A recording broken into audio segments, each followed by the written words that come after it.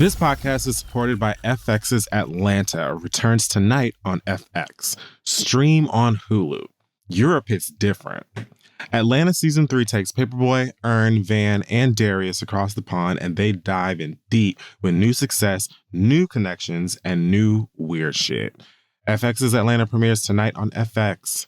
Stream on Hulu. Hey, y'all. This week's episode of the show is also brought to you by Squarespace. If you're ready to establish your online presence but not sure where to start, Squarespace has everything you need. On Squarespace's dynamic all-in-one platform, you can build a website, claim a domain, sell online, and market your brand. Squarespace empowers the dreamers, makers, and doers of the world by providing the tools they need to bring their creative ideas to life. If you're intimidated by the idea of launching your idea into the world, Squarespace's templates will take out all the guesswork and make it seamless. And if you ever have any questions or issues, Squarespace's 24/7 award-winning customer support will be right there to help you out. It's time to turn your dreams into reality. So head on over to squarespace.com/read to start your free trial today. And when you're ready to launch your site, use offer code READ to save 10% on your first purchase of a website or a domain. Again, that's squarespace.com/read, offer code READ. Let them know Kid Fury and Crystal sent you, and let's start the show.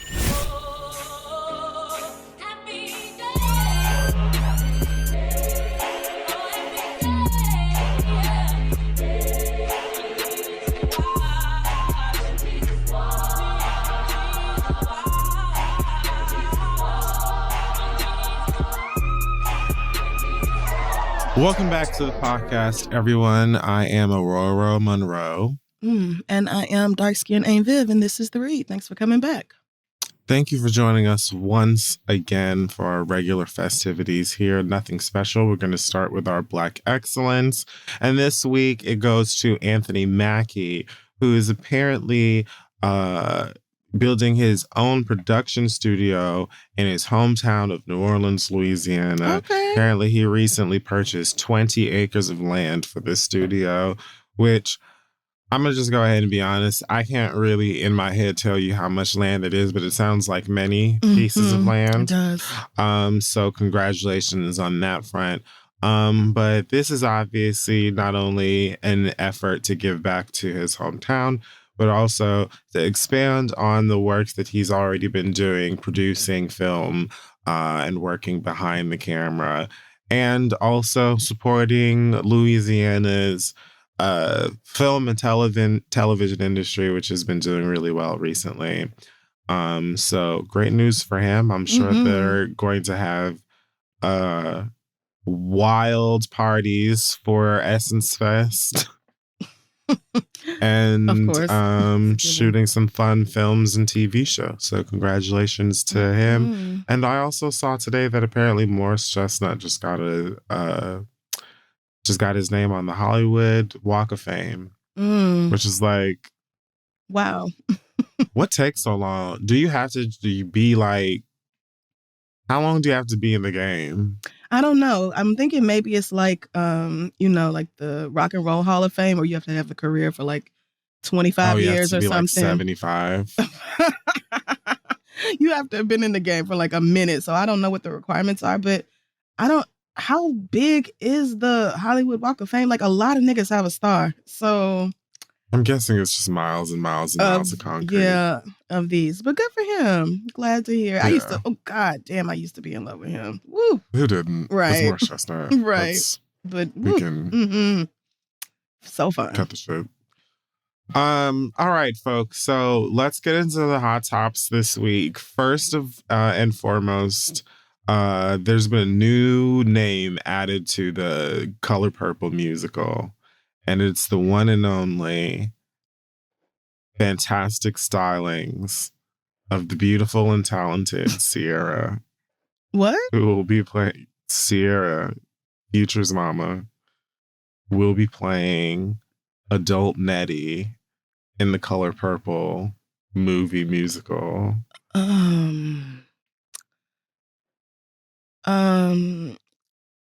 Yeah. Ooh. Yeah. Take it away. I wish I could. I wish I could just delete, because as fun as Sierra seems to be, and Wow, fun. I mean, she seems to be like a great mom and wife, and fantastic looks all the time. I just when I think of musicals, oh wow, I think of going straight there. Yeah, I mean, it's my main concern. I think Yeah. of powerful vocals, people who can really do something that will move an audience with their voices. And I feel like musicals have varying such a big part, like voices. She couldn't be Squeak. I'm just her Squeak. Oh, right. What?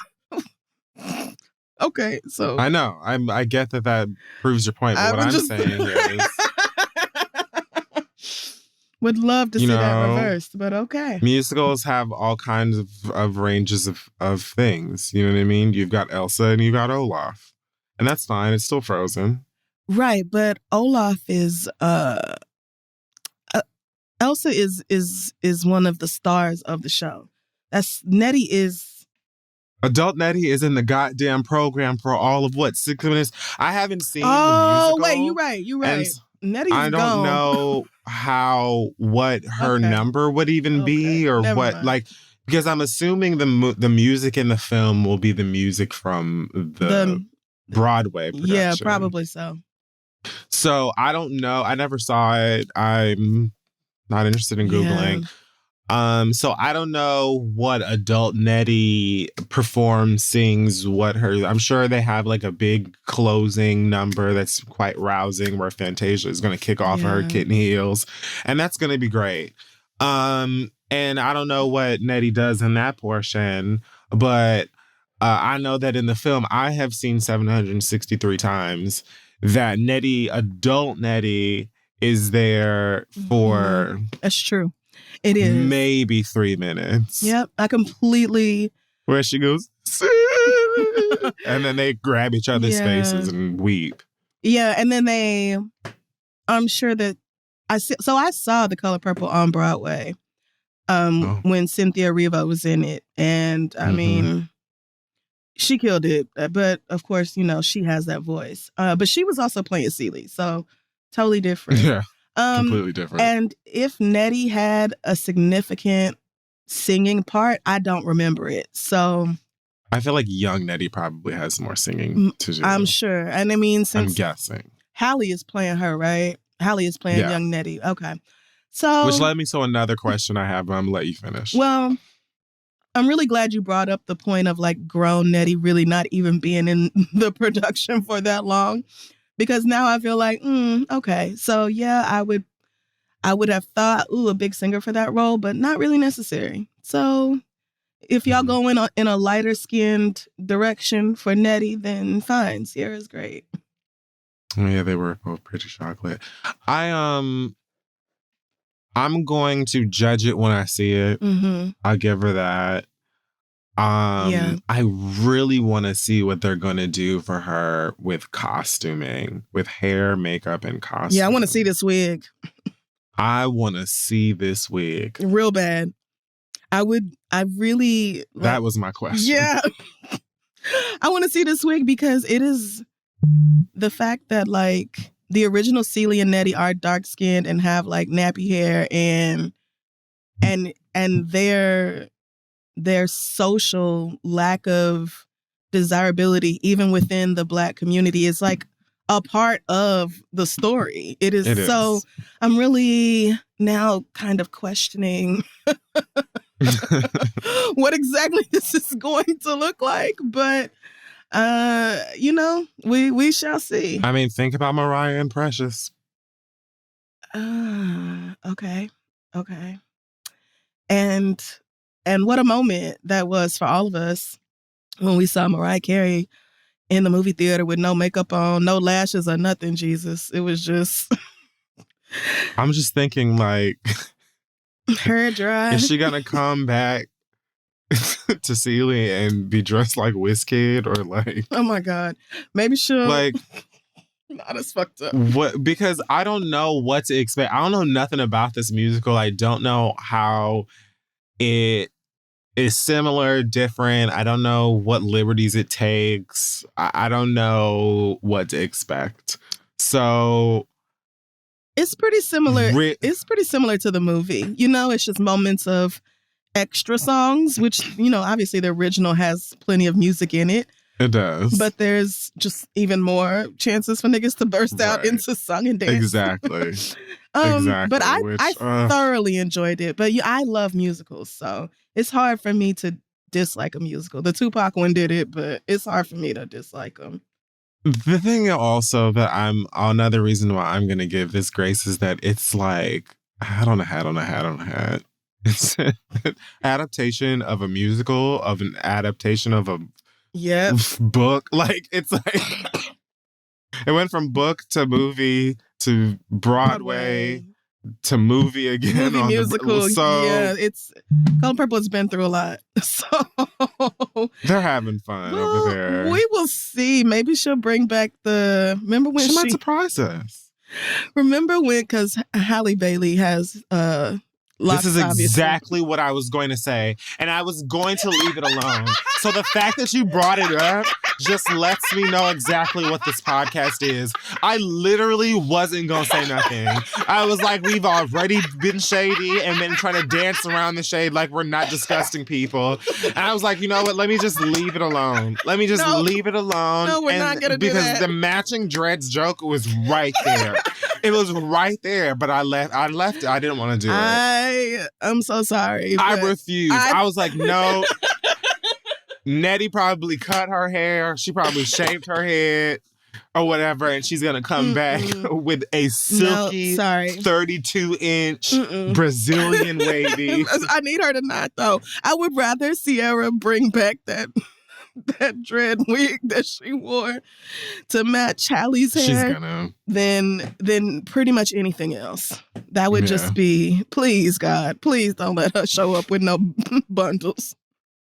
I doubt it. That just wouldn't make sense. It just wouldn't at all. I do but that was one of the things I thought. I was like, is Halle gonna have dreads in the film?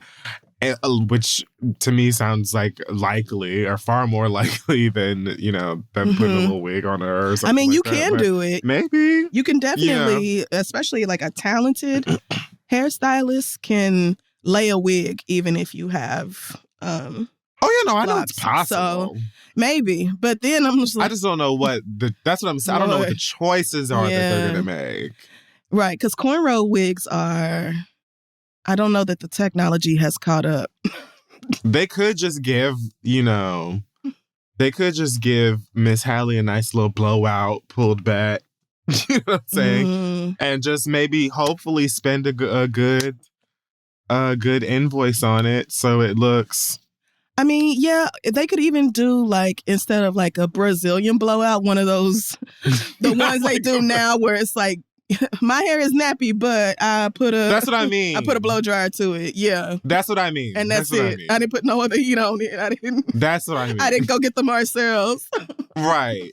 Exactly. Got you. They could give her something where she looks like, a nice little modest old school church going young lady. They could. And then we'll see. We'll see what happens with adult Nettie. But this sounds like it's, it's going to be cute. It's an all-star cast at this point. And yeah, as far as the singing goes, a lot of it up to this point, I was like, oh yeah, sure. Yep, a lot of it. Most of it, I think. I've not crinkled my nose up till just now. So... But I just really love I will be there. That you reminded us that grown Nettie is barely in it. So she's really It's so true. I don't remember too much of the details of the Broadway show, though. I wish I did, but it was so long ago, and I've smoked a lot of weed since then. I wonder if the soundtrack is up somewhere. Oh, it definitely is. I listen to it, and I listen to the soundtrack all the time. Yeah, maybe I'll just go and familiarize myself with the music. Oh, it's so good. Way when it comes out. Oh, it's so good. I don't know. So Karrueche has responded to these rumors about her rekindling a romance with 1/3 of the Migos rap group. What if I just call them Migos from now on? I might. Go or until for I'm it. bored of it. So apparently Entertainment Tonight posted a quote from a source that says, Quavo and Karrueche Tran are dating. Things are casual between them, but they are seeing each other and they like spending time together. So at this point, I think that there are just bots that I don't know, like I haven't used too much brain power to kind of attach where the bots are coming from. But I think like there are just bots that are sending out these things to different publications Wouldn't be shocked. randomly throughout the week. Because what is this wording? Things are casual between them, but they are seeing each other and they like spending time together. Anyways, the Shade Room posted this shit and Karrueche jumped in there and said, no, we are not. So straight like that. Leave me alone. I mean, they had been spotted allegedly on vacation together, allegedly going to dinners and things like that together. So sounds like this nigga said, you hungry? And she said, yeah, I like to eat. And that was that. I mean, we're done here. Yeah, it looks like these pictures that I'm looking at, it looks like it's a lot of people. It's like it's not even just the two of them. And I'm not seeing nothing romantic or anything like that. So yeah, no, there's a lot of assumption surrounding this. But I also saw her recently, like they tried to attach her to one of her exes, I think a couple of days ago or something like that. Was it Chris?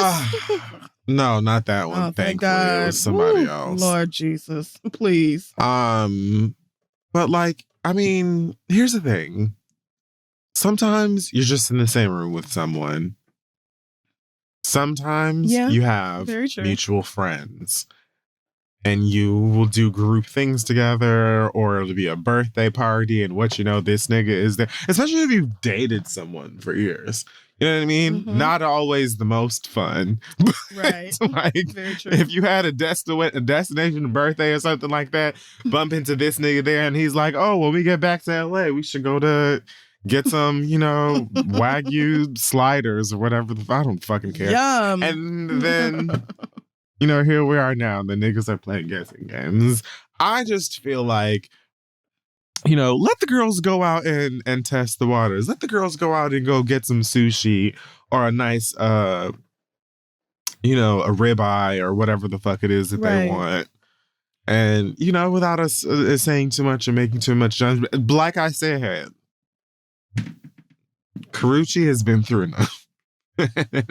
She has rested her face in the cleavage of Iyanla. Yeah. And since then, she's gone on to do her acting thing, modeling stuff, Ivy Park campaign recently. I just don't want no rap niggas slip sliding in that energy. She's look at this smile. Yeah, look at that smile. That girl looks happy. She looks like she is at peace. I believe deserve. Yeah. So I'm looking at this that's post all I'm on hoping. The Shade Room, and I love that people are replying with like, oh my God, who cares? Mind your business. This is so stupid. Mind your business. And it's like, on the one hand, yes. On the other, if you follow the Shade Room, it's no way you're invested in minding your own business, because the Shade Room is what they do. That's what they do. The whole point is to put other people's business out there for y'all to comment on. So, also, I know that this is like such a fucking like MySpace era response, but if you didn't care, then why did you comment? Like, for real though. Like, bitch, if you didn't care, then like, why did you even take the time to say anything? Right. Like, I know that's like real. I know you are, but what am I? But it isn't. Because, like, I literally look at these things at least once a week. And the shit that I don't care about, I just keep it moving. I mean, I don't even really comment on the stuff I do like. But, true. I mean, that's not even true. Because, I mean, I don't follow blogs. Like, I don't follow any of them. Mm-hmm. But you think that I don't get into Kavia's fucking comments and gas her up? But I care deeply about Kavia James. I'm not even going to be like, I don't even care about this little girl, but oh my God, I love this. Like, no, bitch, I'm following because I care. when I see Beyonce post anything, when I see any of my like favorite actors or friends post, oh, I just did this, or here's a new thing for this or whatever, I say something because I give a fuck. I But do. like, I care a lot. even the things I do follow, if I don't give a fuck about it, I just don't say anything. I mean, you know, the Because internet. it takes time to. It only takes a few seconds. But those few seconds could be spent on doing other things. Have you ever tried to buy a Telfar Go bag? to bed. Right. Ooh. A true test of endurance and patience. So, Not an just easy saying. thing to do. You got to be on your shit. Wendy Williams was spotted at Newark Airport recently, all dolled up with her Louis Vuitton luggage at her side and some fuzzy boots. What are these called again? Mucklucks? Oh, I was about to say, are they Uggs? Why does it feel like it's Muckluck boot. Well, no, I don't think that's what this is. No, that's not what this is. Yeah, That's these not look that. like they're for native people. Yeah, I don't know what this are the furry boots that drag queens and stuff be wearing, but usually with like a unitard. Let me Google Wendy Williams. Where you say she was at? She was at Newark Airport with her son, Newark. Okay. and she was all dressed up. She had her Yankee cap on, and her expensive luggage, and her fuzzy boots. And yeah, she was sans wheelchair. She looks like she's in better health. You know, Amen. girls have been talking about her health and, you know, swollen ankles, possibly having dementia, being out of her mind, and all this stuff, and wow. incapable of taking care of herself. For like the longest time, people had been filling in for her on her show for months and months.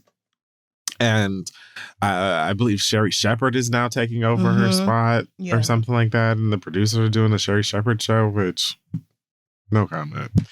But Wendy looks like she's doing better. I also saw a video of her reading Wells Fargo and a bunch of her I guess people from her team are former members of her team for like keeping her from accessing her money. Yeah. Things like they're trying to have her in some form of a conservatorship or I think it was a different word. Yeah, something like that. Where other people are in control of her money, basically. Other people are in control of her money and, you know, basically I care a lot in her. Yeah. Great film. So I adored it. Absolutely infuriating. I loved it. And it was like, I won't say whatever, the movie's old, but like it really doesn't give you like your piece until like the last 3 minutes. Yeah. It's almost like, wow, this is really just going to be that. Yep. Okay, fine. And then just in the absolute ass crack of the film is when it gives you justice. And it's so, oh Lord, it's a beautiful moment. It really is. It was absolutely delicious. And Rosamund Pike, girl, please play somebody I like. Anybody. Because pick one nice person. One. Like, is she capable? Like, I don't even know if they'll maybe they block her out of anybody worth liking. She might be typecast at this point where it's like, maybe you will only play horrific bitches. Because her character, god fucking awful. Well, you know, it's good to see Wendy out and about and with her son by her side and looking like she's doing better. And I hope that whatever in terms of her health and happiness and peace can continue on an upscale, whether she returns to TV or not. And that they can stop playing with her and her money, because I don't like that. I just don't like how the bank go tell you, oh, girl, no, we don't. Right. You can't handle this. We think you need a guardian. Bitch, I'm a grown woman. What? I just have an issue with that. Yeah. Listen to any time that I've read Chase. It's my money and God, I want it. The way you now. have cussed them people out. Yeah, I think her former manager is the one who filed to be her legal guardian. And so now it's like, the bank is like, girl, we're just going to go ahead and freeze all this until it gets straightened out. But like, why wouldn't it be, I'm grown and I've had an account with you for however long. So like, I'm still going to have access to my money until you hear something else. Like until something else has changed. Why would y'all just cut me off? I don't know. But it's very crazy. And I'm glad she said something about it because this probably happens to more people than we realize. Very true. So for whatever reason, there has to be some nigga who works at Arby's that always has on Scully's. Oh, no. And really fucking loves Pusha T. Because just today, I believe, Pusha T unveiled... Oh, no, I think this was a few days ago. Yeah, it was a couple days ago. Unveiled a fucking collaboration between... him and Arby's, but not just any collab. This nigga recorded a full-on McDonald's Filet-O-Fish diss record. I can't. Where he gets at the Filet-O-Fish sandwich while also boosting up Arby's and their new spicy fish sandwich. I can't handle this. Let's review some of the lyrics. First of all, the tweet says, just dropped a diss track with Arby's. Grab some popcorn and a spicy fish sandwich. Hashtag Arby's spicy fish diss track. Hashtag Arby's paid me, but I would say this anyway. No, you wouldn't. I refuse to believe that. No, you wouldn't. I refuse to believe that if Arby's didn't offer you a dollar amount, that you would have even tasted this sandwich or knew that it existed. Until Why somebody are you lying found to you? us? I'm tired of everybody insulting my intelligence. I may not have much, but I have some. And you're not going to keep dragging it. Let's talk about the lyricism. Oh, God. I'm the reason the whole world love it. Now I gotta crush it. Filet-O-Fish is shit and you should be disgusted. How dare you sell a square fish asking us to trust it? That's a good question. I mean, that's not even like, why? I mean, whatever. A half slice of cheese, Mickey D's on a budget. I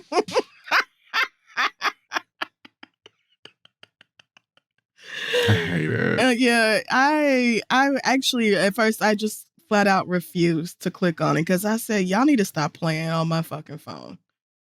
Arby's crispy fish simply it. With lines round a corner, we might need a guest list. More lies. I don't like this because what Arby's has never had, unless maybe we're talking about like back whenever it grew out of the ground.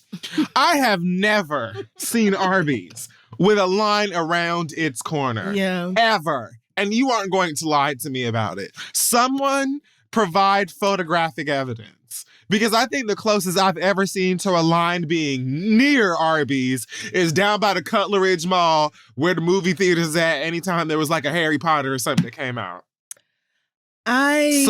Yeah, no, maybe. I think when I was a child, you could get like 5 of their sandwiches for $5 on like Wednesdays from 6 to 8 or something like that. And maybe then, but I don't, because it's Cheese Whiz and Wonder Bread. As ridiculous and Bologna as this sounds, I have 2 different friends who have told me that the Arby's fish sandwich is fucking delicious.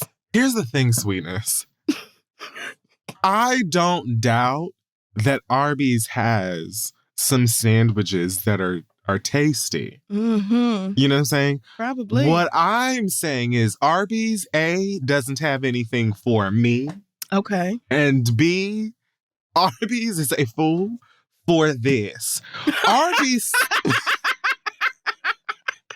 menu in general has always given me older, like middle-aged man whose wife packs him lunch in a tin chest and he eats it like on railroad. Like I've been working on a railroad all the live long day ass sandwiches. Like fucking please knockwurst and pastrami on a baguette with mayonnaise.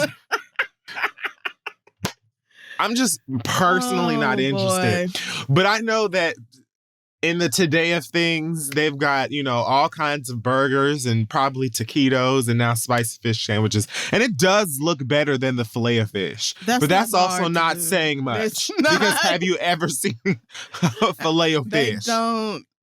Nothing at McDonald's particularly looks good.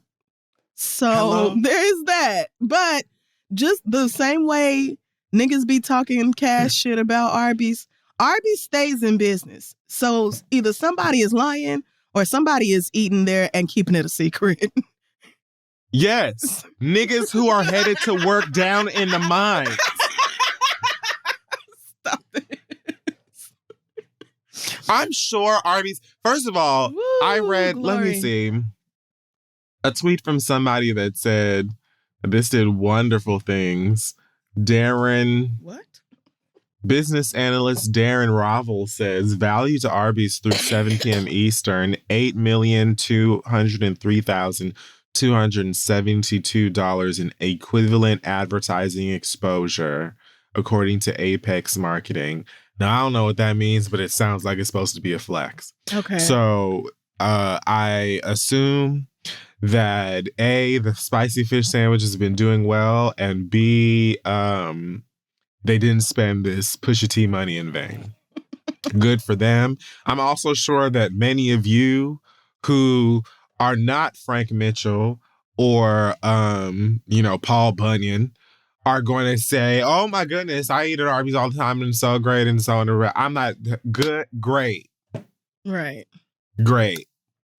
The standing point of this topic was Pusha T is a liar for this song.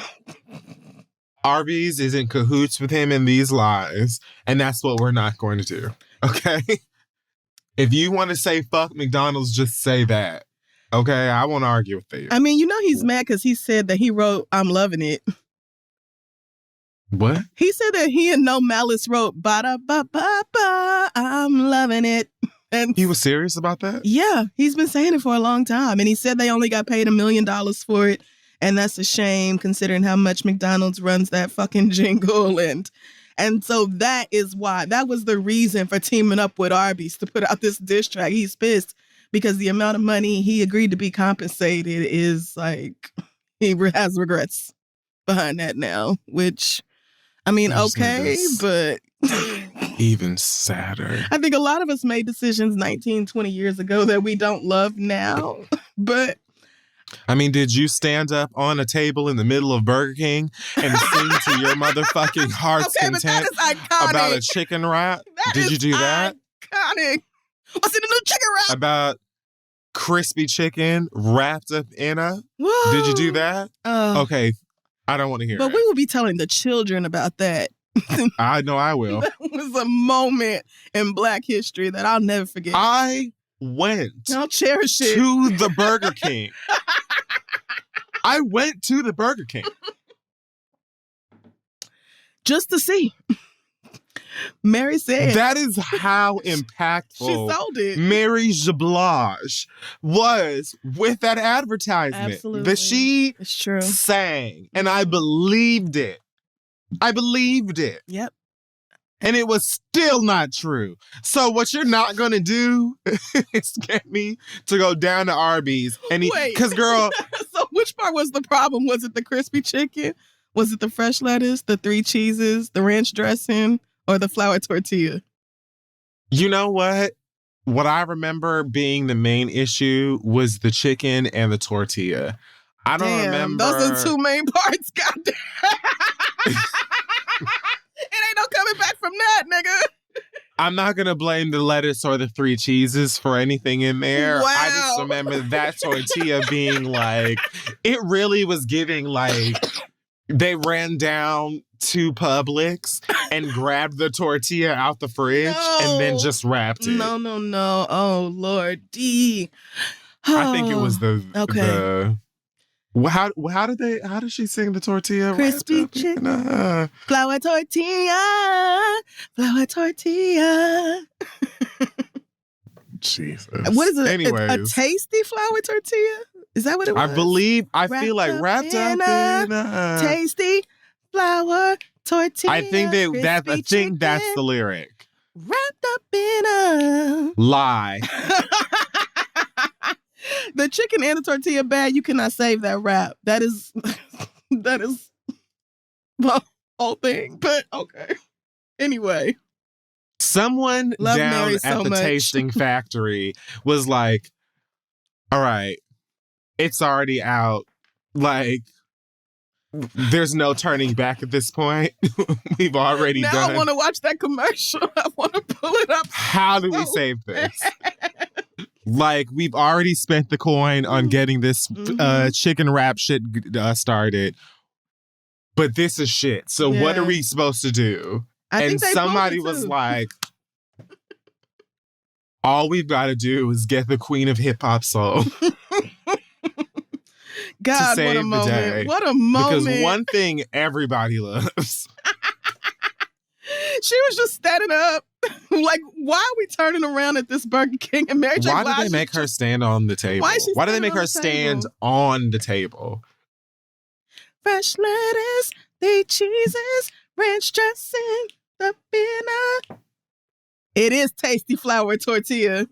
Lie. Crispy chicken, wrapped up in a... Oh, wow. Like fast food places. Oh, God, it don't even look good. Jesus Christ. Fast food places, like, get to the trailer park. You know what I'm saying? Like, you don't have to continue to pander to niggas. Oh, God, so good. Like, we're not the only ones that eat your cheap-ass, quote-unquote, beef. That's true. And I'm not sure why the marketing is so aggressive towards niggas. It's everybody eats so heavy-handed. Everybody eats that shit. So why is it all about us? All the time. Like, if I see one more... And like, McDonald's would be wretched. It would be 2015. Oh, God. And McDonald's will have a group of niggas in Kangol hats and bell bottoms and like a fucking gold chain with a fucking power fist on it, talking about what I do when I come down from the NAACP. Get me a Big Mac. Like, what? Do you remember when they had the commercial with the girl who wouldn't share her nuggets with her man? And at some point he said, girl, you got a 10-piece, don't be stingy. Yes. That's what I said. McDonald's need to... Oh, leave us alone. But like I said, the whole world be eating there. So doing something right. Apparently, Soulja Boy is going to be a father for the first time. Oh, okay. They had a gender reveal, which thankfully looked like it just involves like one of them Party City cannons and busting open a plastic ball or something. Which, all things considered, it could have been way worse. And it looked like they were outside with a lot of looks to be California grass and nature, easy brush fire. Please. That's not how a brush fire works. Who is this girl? I don't know. I've never seen her before. She's a light-skinned girl with great baby hair and pink and blue braids, I guess, for the occasion. So they burst their props open to reveal Blue Dust. He's apparently having a boy. And honestly, when I saw this, the only thing I thought of was Nia Riley. Or the main thing I thought of was her and her allegations. And I don't even remember this. I went to go and do some Googles and see where that ended up, and couldn't find an ending on that besides the fact that she had a lawsuit out on him alleging years of physical and sexual abuse. Oh, shit. I mentioned on the podcast before how she claimed he assaulted her, causing her to have a miscarriage at some point. God damn. Yikes. Of course, he denies these things and, requested to have her lawsuit thrown out. But I couldn't see how that ended. Either way, he's over the moon about having a boy child. And he's also 31 now, which I think because he became famous when he was 16 and because he still acts like a 16-year-old, I was a little shocked that he was when I saw his age. But I guess that maths. Old. Yeah, I mean, I guess so. Congratulations to him. It looks like this girl is a hairstylist and a cosmetologist. Responsible for, so she works. Cosmetologist is makeup. Right. So it looks like she did them long pink braids on Nick. Herself? Wait, hold on. No. Maybe she just helped because. What? She has Nicki Minaj in like one of those, what is it called on your Instagram when you can like pin a story? Oh. Whatever that is. It's like, yeah. So she has that. So I guess she's worked on Nicki. It looks like she worked on the dancers at Beachella. So she got pictures and videos of like her and Brandy. So that's nice. But then also she put that braid on Kim Kardashian for ID magazine. So it's like, you have to bring that up. I didn't. So we were. It was going. It was getting too positive. Like, I'm sure the check cleared and we just gonna leave it at that, It looks like she does great work. So, and has her own shit going on, which I love to see for women. So good for her. And God bless her. Congratulations on the baby. Yeah, and I hope that you have a smooth and healthy pregnancy. All of that. Pregnancy and labor and stuff. All of that. So I'm just gonna, all right. Apparently, Kanye West is supposed to perform at the Grammys. Kanye West is no longer going to be performing at the Grammys. Okay. Because Kanye West has been on Instagram and Twitter doing a lot for a while. Apparently, Trevor Noah is also hosting the Grammys. Oh. And I mentioned last week that Kanye was very in his feelings about Trevor Noah and a few other people. Apparently, he's now like D.L. Hughley is one of his arch nemesis. So random. Why? Like he's feuding with that nigga because D.L. Hughley. I don't even know what D.L. Hughley said because again, scroll. But that nigga said something and he was pissed about that and then they got into it and then Steve Harvey was like, man, don't know that the kings of comedy. And then some rap nigga pulled up at D.L. Hughley at a restaurant. Like, I honestly feel like God has to be busy dealing with like greater the world issues in like a completely other section of the universe. I truly believe that at this point, we're his Zeus. We're his network. We're his Jocelyn's Cabaret. Yeah. Because why are we still here for any other purpose besides God's sheer entertainment?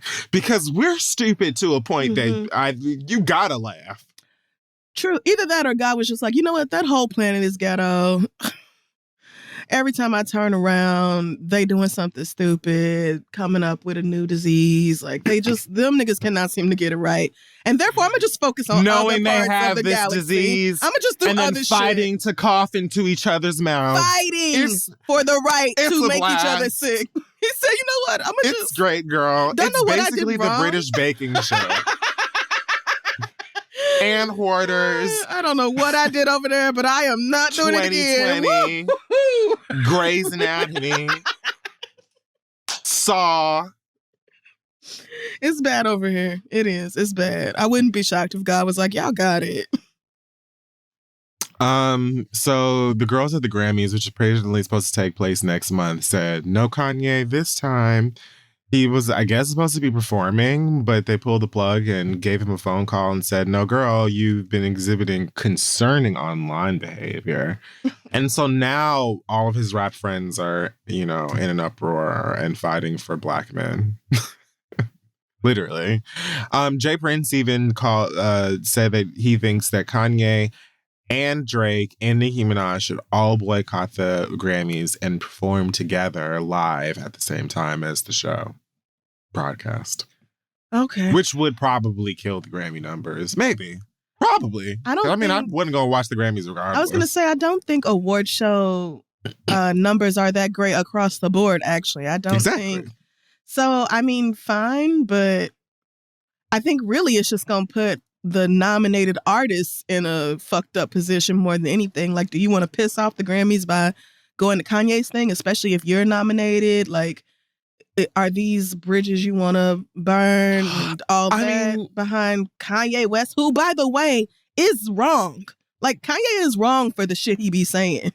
It would be different if the Grammys were like, you can't perform because you said George Bush doesn't care about black people. Like, that would be a righteous reason to be like, fuck y'all, we're going to kick it with Kanye. I mean, guys, what are we doing? Like, I don't know. I mean, I don't believe that nigga was talking about him having a show of any, like, I think he means have like a concert. Like, not to have your own thing where other nominees should come. Well, I mean, but like, if you are not a nominee, unless you're also his fucking friend, I don't know why you would feel pressured to go to anything else. Like, Kanye is the type, like, he's in a place right now. Okay. And his behavior exhibits very much like, if you have my number and you go to the Grammys this year, you're dead to me. Yeah. So sure. I was thinking because he really gives that kind of energy. This, like, I remember when John Legend posted like these screenshots of him texting Kanye trying to get through to him because Kanye was saying something dumb. I don't even know which dumb thing it was, child. Something. Yeah, that one was a minute ago. Idiotic. And John Legend was just like, I tried. Like, I tried, but this nigga don't want nothing but people who are up his ass around him. And so I believe that was a response to allegations that Kanye was making about John or the conversations that we're having. I could be wrong because, again, it was a minute ago. I could have sworn it was something to do with Trump, but I mean, either way, I filtered Kanye out of my social media existence a long time ago. I literally only hear about him when we record this show, and then I Google to see what he's done. I mean, he's still nominated for 5 different awards, including Album of the Year. Wow. Okay. For what album? So I'm guessing Donda, which I've still never listened to, and I don't believe I've even accidentally heard a song. Like, I don't think I've even bumped into anything. This came out last August. Did you know that? Donda? Yeah. Jay-Z is on it. It's been out for a while because I've heard about like the promotion and him doing all them dark-sided ass concerts and stuff where everybody's dressed like yokai and like. Okay. Yeah, I've known about it. I just didn't participate because I'm not interested. I've not heard one song from this album. Not one. Wow. Okay. But I know he's supposed to be doing like I guess like a sequel to that, and like I said, the girls are fully still in we're separating the man from the music style thing and getting their lives, which is why I was a bit surprised that he wasn't allowed to perform at the Grammys anymore. And then I was like, when I heard that Trevor Noah was the host, I was like, I guess that's supposed to be why. But even him getting, I will say this, I still think that it is incredibly audacious for you to call this man or anybody a coon, all things considered. All things. I didn't even know that's what he said. My nigga, what? But I do think it's strange for him to be pulled from Instagram for saying coon. like, I mean, I just think all of the behavior that he has exhibited on Instagram daily, because again, when I go and look at these topics, it's constant. So all of that stuff was like popcorn, but the nigga said coon, and that's when he gets pulled off. It's like, why why, what? Right. Why not all this other shit? That's my thing. It's like, sometimes I don't understand how y'all decide which straw is going to break the camel's back here. Like, I don't really get y'all's process in making the decision. But ultimately, I'm not mad because I support the decision that was made. I actually don't think the Grammys would have told Kanye he couldn't perform if it was just beef between him and Trevor Noah, because the Grammys loves mess. Exactly. And I think they would have been like highly anticipating the two of them saying something, or Kanye saying something, during his performance about Trevor or something like that. I think they would have been all about that. It's all this other shit where he seems to be harassing his ex-wife, and I guess he put out some kind of video about Pete Davidson, and I don't know, maybe Pete was dying in the video or something. I don't know the details, but I think it's all this other shit that he has been doing that has them like, okay, like, no, we're not. We just don't we have even to cut it want. Off somewhere. It's like the girls were like, do you know how much work it is to keep this shit together with glue and Band-Aids? Right. Every fucking year. And here live, you go. With all of these egos, with all of these possible technical difficulties. It's like then you have this flaming bull running in who's capable of anything at this point. Girl, sit this one out. Amen. Sit this one out. That's what it feels like. Because I'm like, girl, getting yanked off of social media or whatever for saying coon as a black man to me is a little strange. But like you said, all of it, overall, get him out of here. Fine with me. I would live though if he wins one of these awards and they just cut to a video of Saint like inline skating in his backyard and just like singing gospel or something, just being cute. It would have to be the kids. Let's just have some positivity. Yeah, it would have to be. Cut to a video of Shy like braiding one of the other kids' hair or something like that, and just that and nothing else. Right? Or North, they don't even have to just rolling her eyes. Or North is rolling her eyes. Did you see that video? You probably didn't. But I follow Nori's Black Book on Instagram because it is hilarious. And I guess Kylie Jenner put out a video about whatever baby she just had. And there's a moment where Kim is... Oh, she was pregnant. Right. Kim is doing like we love you so much. Welcome to the family, blah, blah, blah, blah. And at some point she says, the family you're being born into is so special. And North rolled her eyes so fucking hard. And I was like... Oh, IRL? Yes, like that really happened on the video. Not like the character had to make this up. The real Northwest rolled her eyes at her mama when her mama called the family. And so then, of course, the caption is like, all these people do is sell jeans and lip gloss, special wear. But the fact that the actual child herself did it, I'm just fed up. She's so fed up already. Like, God damn, who are these people? She really is so tired of them. Like, that little girl just want to make her innocent TikToks and have her friends. And that's it. And leave her out of the rest of it. A little girl, right? Yeah. She's just like, oh God, this shit is so stupid. When she ran, did you ever see that video of her when she asked her mama why she talked different? Yes, she be doing her video. She did. That was so funny. She said, how do I talk? Hi, guys.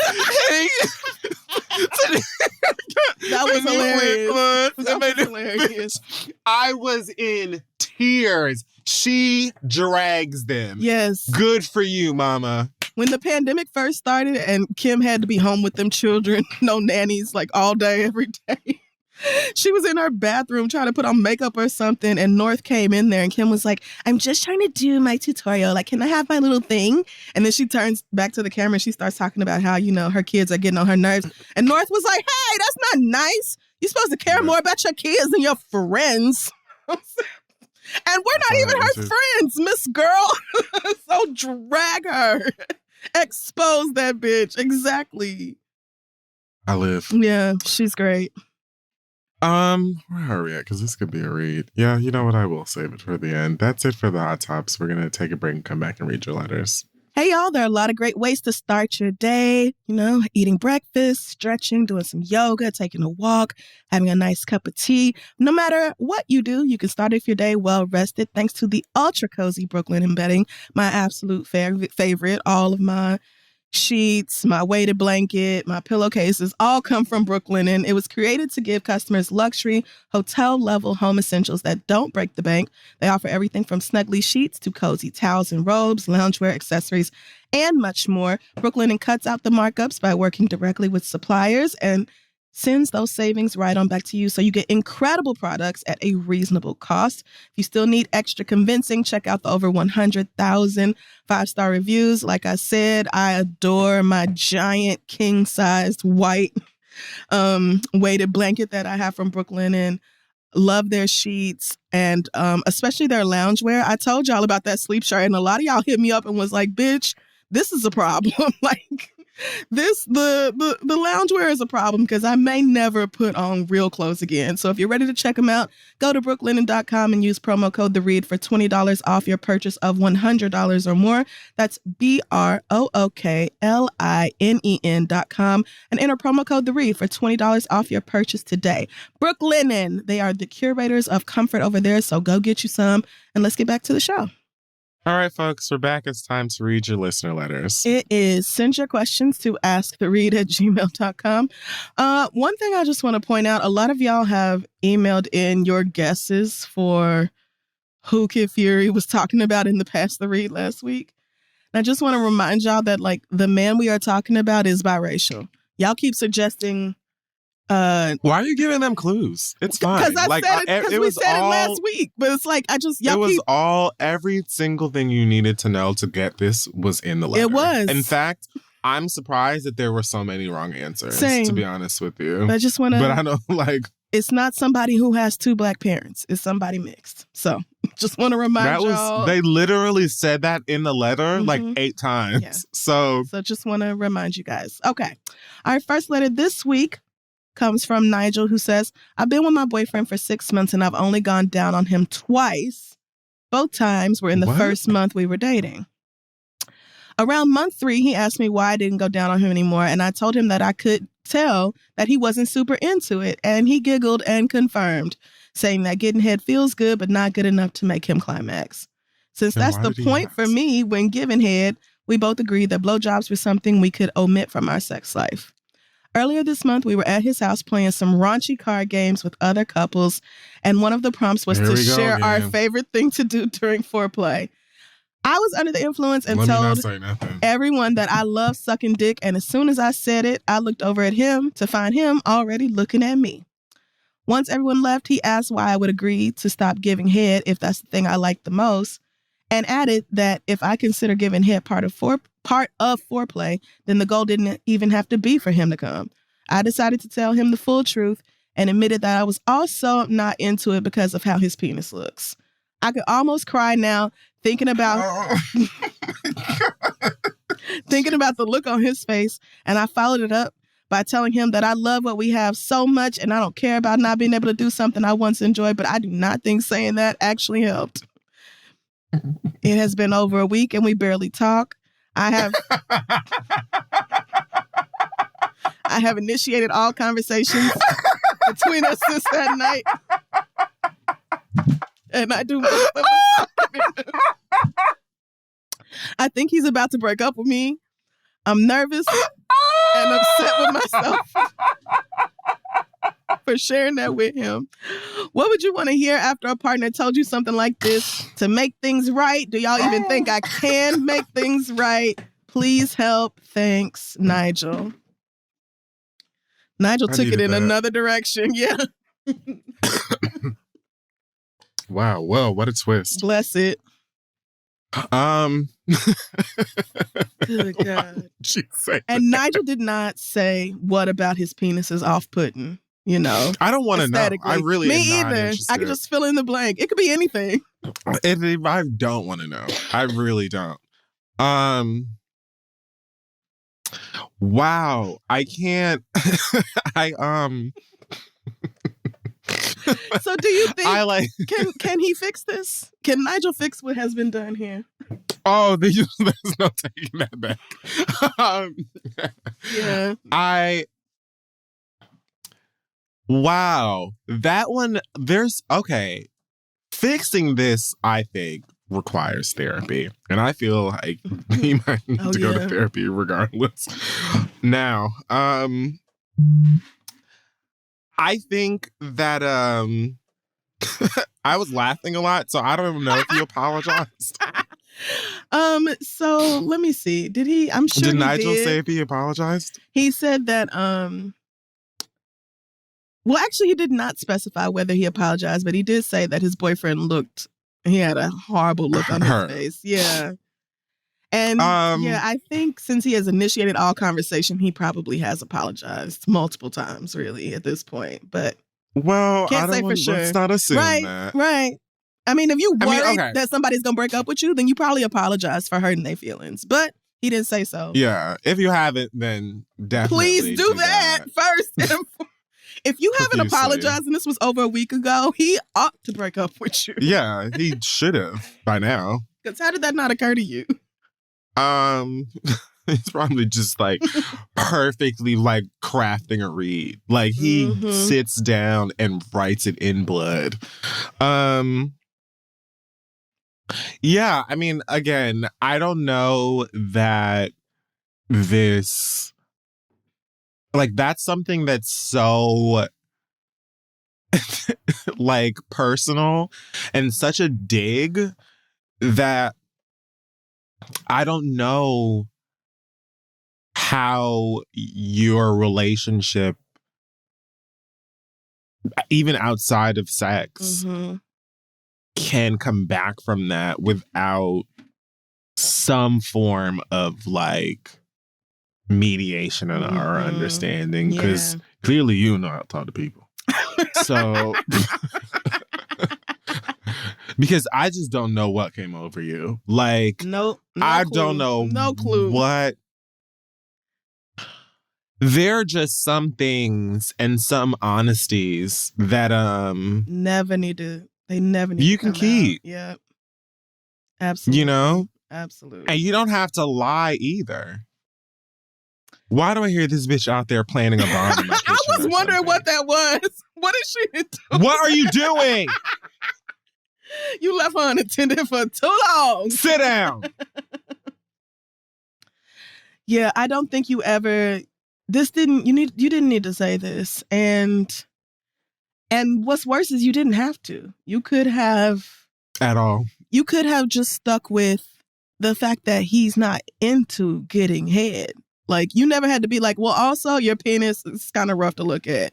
You could have just said, I enjoy performing oral sex, but I also want to feel like you enjoy my performance of this. Like, as much as I like doing it, a big part of me liking it is the fact that you are impressed by me and my skills, and I'm blowing you away here. It's like I need you to be into it. Literally are dealing with someone who has admitted that they're good on it anyway. Child. So you could have just been like, oh, well, because you're not into it. You don't need to. Right. You're not into it. If you're not good into it, then it's not as fun. Because as someone who likes giving head, that's true. Yeah. Like it's so like absolutely. If you don't like it, if it's not something that like turns you on or whatever, then it's not. I'm not going to enjoy it. So we don't need to do it. Yeah. You know what I mean? Or whatever. So you super didn't need to say this. If I feel like I'm giving an A1 performance and you just over there like, I mean, this is nice. I'm not going to feel particularly motivated to do it again. Wasting my goddamn jaw. You know, unfortunately, we're telling you this after you have already said the unnecessary thing. And yeah, you might need to let this one go. Honestly, if somebody told me my genitals didn't look right to them, I don't think there's a single thing they could say that would make me feel better about them. I don't know how to share them with you again. Nope. I don't know how we have that form of relationship. And I'm also wondering why you would say some shit like that to me. Yeah. So I feel like, honestly, if they don't break up with you, you need to break up with him. Yeah. Because, first of all, like it's been said here, don't know how you come back from this. Mm-hmm. If he has a desire of coming back from it, like you claim to. Not you claim. But I say that because it's like, could you not go and date again and possibly find someone that you're sexually compatible with? You could. You should. He said, Nigel said, how long were they together at the time? They've been together for 6 months. So this just happened a couple weeks ago. Sweets. Yeah. Sorry that it's over, but you said you think he's about to break up with you, and I agree. He's probably just getting his things together. I think so as well. So that he can leave. And really, I think that's, like you said, I think that is for the best here, because what if he loved getting head, but looking at his penis turned you off? You would simply need to move on and find somebody else. That relationship would not work.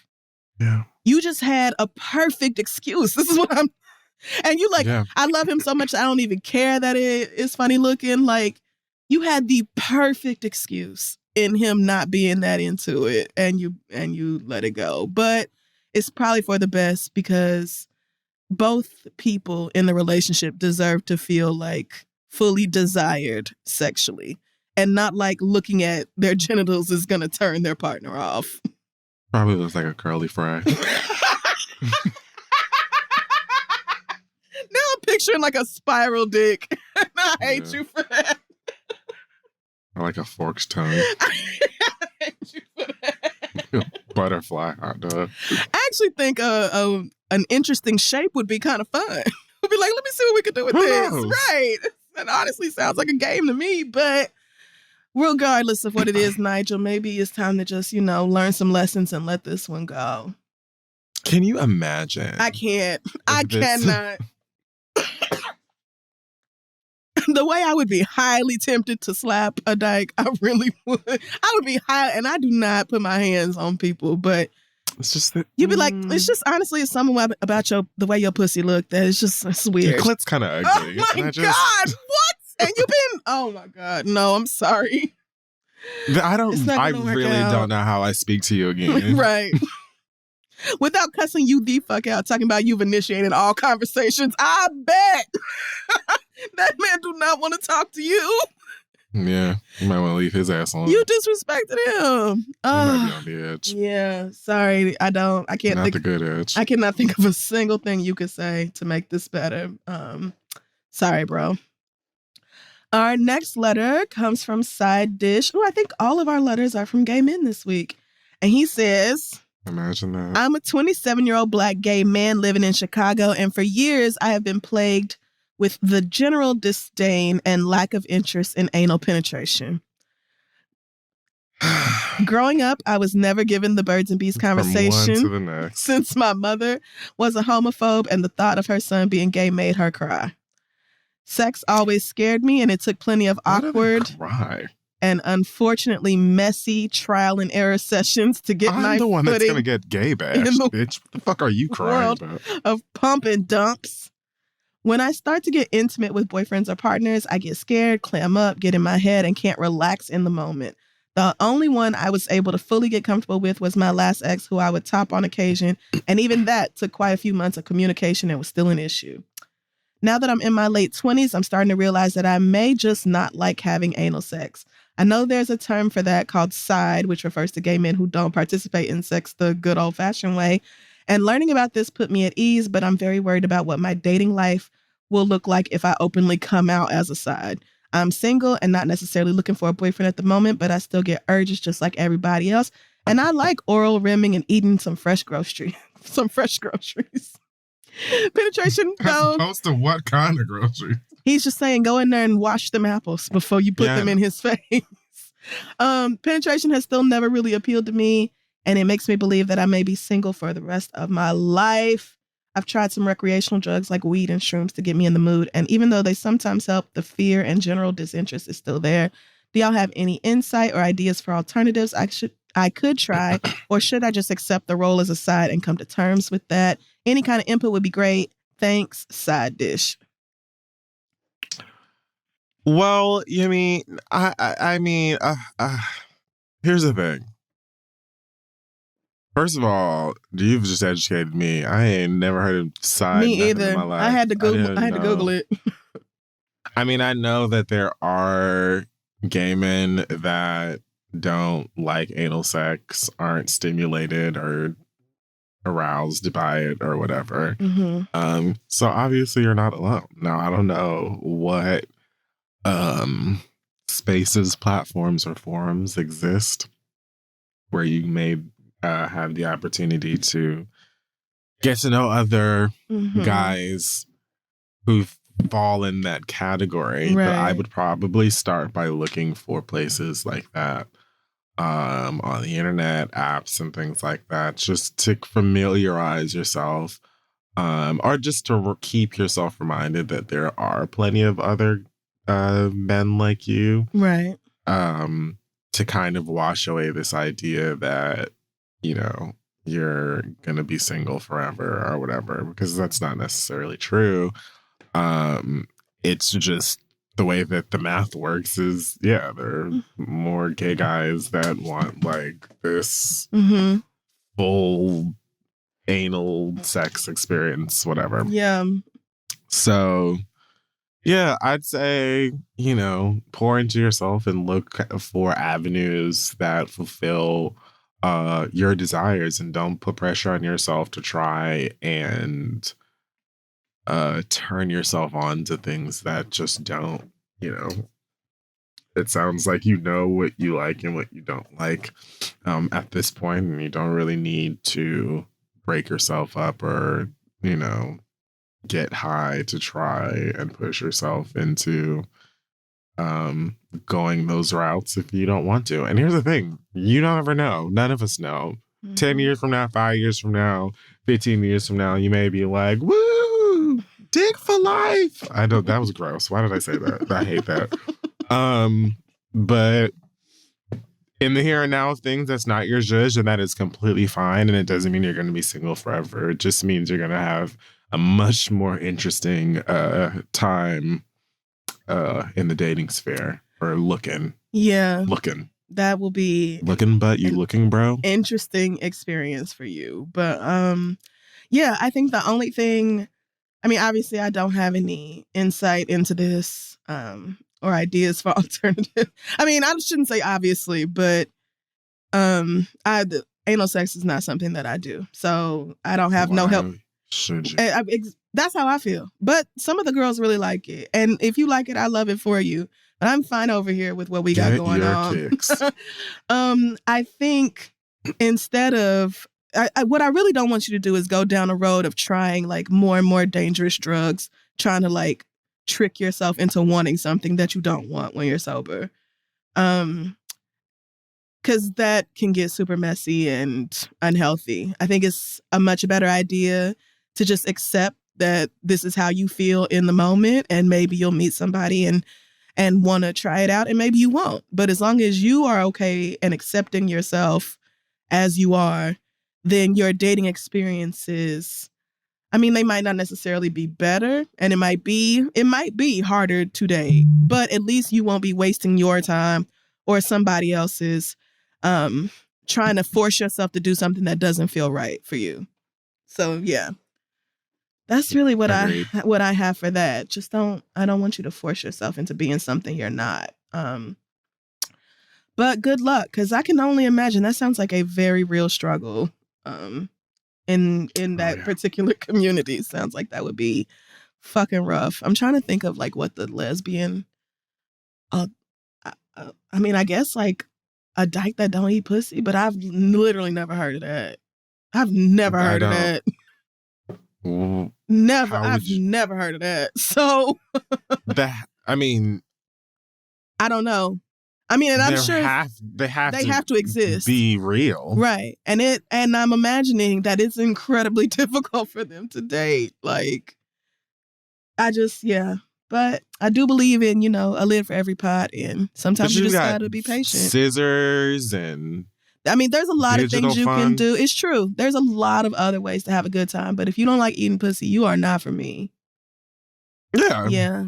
Yeah. But you might be for someone else. Right. I'm sure you are. There's somebody else out there who's like, I don't really care for head either. Just don't tell her that her pussy looks crazy, and that's why you don't. There might be someone with exactly. That's all that you have to do. Just right. And good luck trying to find somebody. Actually, we have, so we can do a letter from another Black gay man, or we have an email from a South Asian lesbian. South Asian lesbian. Okay. So Amy says, I'm in a relationship with another woman and I have been for 2 years. We've been super serious from the start, of course. And we are currently living together with a friend. I'm from a really conservative South Asian family, and I am also an international student. My girlfriend is white, boo, and her family has always been accepting of her being queer. Recently, she told me she's been really uncertain about our future because my parents don't know, and she feels like we can't move forward until I come out to them, and she feels like she's being hidden. Wait. Her parents don't know what? Her parents don't know that she's in a relationship with a woman. Amy's parents don't know. Oh, okay.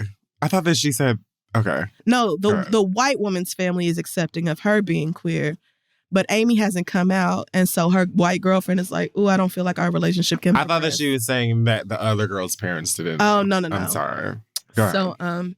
I kind of have a vague timeline for when I want to tell them, and I told her that I'm unsure about it because I'm scared. I don't know when I'm going to get a job or a visa or even the mental strength for this conversation. Right now, I'm financially dependent on them, and I only have student status, and I will never be in love enough with anybody to risk my safety like that.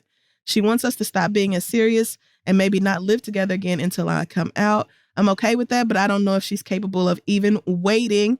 And personally, I'm kind of tired. I love her a lot, but we're on a break, and that's pissing me off, and I don't understand why she can't trust me. All my friends know, my younger siblings know, and I even came out to an aunt recently. My question is, do y'all think I need to cut my losses here? Because maybe this problem is not going to go away even if we slow things down. Or should I try to make it work, but maybe not plan so far ahead into our future? Thanks, Amy. Well, I think if you'd like to stay with this person, then go for trying to make it work for now and not planning too far ahead into the future, having your fun in the present. But initially, I'm thinking you cut your losses and going about your own way. The thing about it is, for me, at the core, don't push me to, and I'm not going to push you to get to a place in your sexuality or how you deal with the social ramifications of that based on where I'm at. Yeah. You know, this is why typically for me, if I'm dating, that's going to be a flag that's red. Right. And it's not that it's like, I'm not judging you as a person or anything like that if you're not out to your family or whatever, because why would I understand? Yeah. But there are difficulties that come in building a life with someone who has to hide a part of that life, a major part of that life, from people who are the most important to them or closest to them or whatever. It just causes issues. And that's why a lot of times people get pushy with it. But I just don't think it's fair. And I especially think it is unfair and a bit tone deaf for you to be like, well, man, as a white person who has a family that, of course, is just like, oh my gosh, we go to Pride together all of the fucking time. And like, yeah, everybody's gay. We have a time. I give her a pixie cut every 6 days. And it's just like, whatever. You know what I mean? Yeah. Meanwhile, you're over here with a family. It's a completely different culture from a completely different part of the world, completely different, like, everything when it comes to the surroundings of that, to the point where you can understand like hatred when it comes to being queer, gay, lesbian, or whatever, but you're not going to understand it from this point of view, this perspective.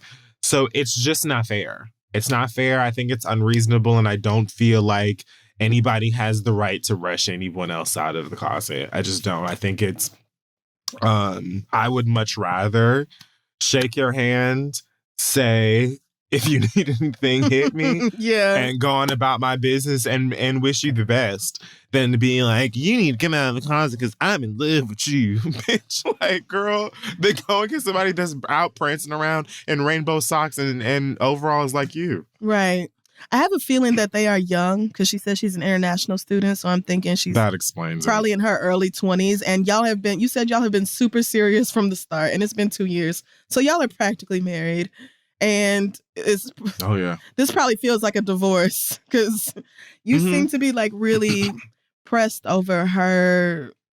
I mean, I don't want to say pressed, like you wrong for having your feelings, but like you kind of like, oh, I don't know if she can even wait, until I work up the nerve to come out or until I'm not in a place where I'm not financially dependent on them. And although it's pretty shitty of her to put that kind of pressure on you, it is understandable to want to be in a relationship with somebody else who is out. Because I'm also not dating anybody else in the closet. Like, sorry. No, I'm not. But what are you doing to help me? Like, right. But there's no support there. It's just like, well, just do it. And it's like, girl, you literally don't understand my life and my circumstances because you don't have any of this going on. You're a white girl. We're in America. You are American. And your family is cool with it. So, like, you don't get where I'm coming from at all. I need a job that Yes. will allow me to not have to be taken care of financial or not be financially dependent on these people. I need a visa. Like, girl, they're like, I need a job. You know what I mean? Like, if we had a couple of other things checked off, and now, ladies that love ladies, I know that 2 months for y'all is like walking through the wardrobe, meeting the lion and the witch, and time just moves differently. And I respect that. But like, girl, if we were a bit further into this relationship, it's 2 maybe years, married or something like that, then I can understand me like, all right, let me put my big draws on and go and step to the family because we got a baby on the way or something like that. But we've been together for fucking 2 years and I'm still trying to piece together my life. And I think you're right. It does sound like they're probably young. And that's why it'll probably be something you look back at and be like laughing. Probably. But in the moment, I don't think anybody has the right to rush you. I'm sure, yes, this will feel like a divorce. And so you're going to want to feel like, making all these little uncomfortable adjustments to make it work anyway. But I just don't feel like it's right for anybody to try and rush you or press you, especially not no white person that has the like luxury of having the white family who's just like, oh yeah, no, it's only fine. And I really don't like this. I've never liked the idea of like going on a break as though that means something other than breaking up. I think people, they just want to take the up off because maybe it makes it easier to swallow. But like, it is a breakup. If you can go on a break and then act like you are single, then you are no longer in a relationship with me. Like this, you're breaking up, right? But people, I think, especially when you're young, you kind of try to ease into it because the idea of a breakup is so permanent, it hurts and it's scary, and you don't want to be without this person. So you're like, let's just try to cool off. But I think, and you know what? Maybe y'all are the couple that will work out for. But I would say either way, you should start moving as though this person is not going to be your person. How have breaks worked for some of y'all? I know some of y'all have had loads of on again, off again. But like, I'm not talking about you said we're going on a break and then you spent,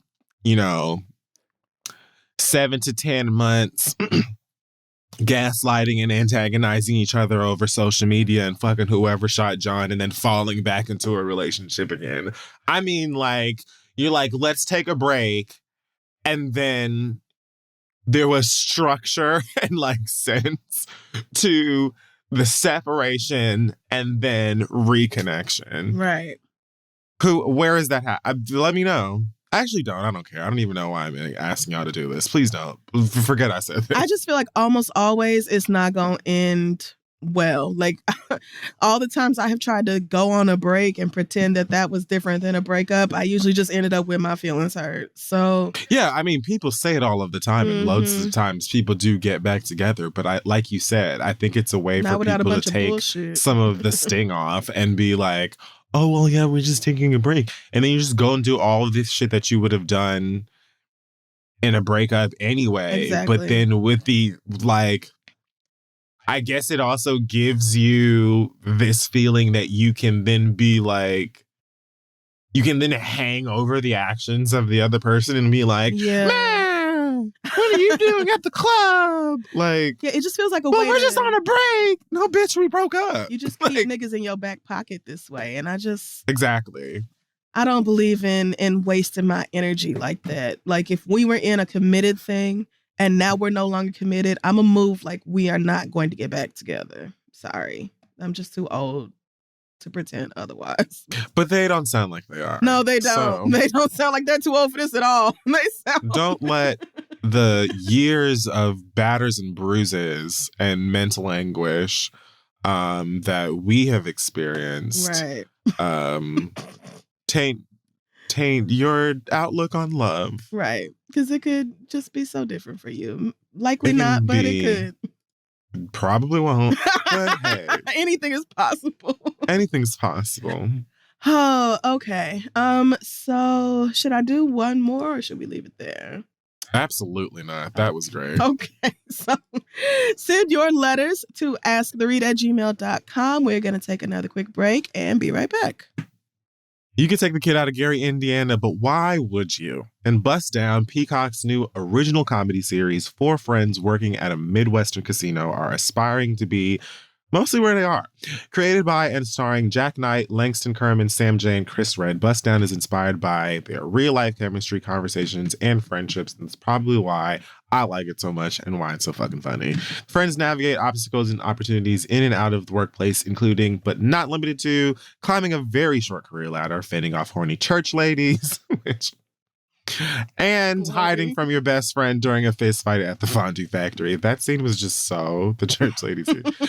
In a moment where everyone has something to say, the 4 friends relish saying not much of anything or the dumbest thing possible. Bust Down is streaming right now, only on Peacock. Go check it out. Let's move on. So it seems like we have been waiting an eternity, but girls, the wait is finally over. FX's Atlanta returns tonight. On FX, you can stream on Hulu. Europe hits different, okay? Atlanta Season 3 takes Paperboy, Earn, Van, and Darius across the pond, and they dive in deep with new success, new connections, and new weird shit.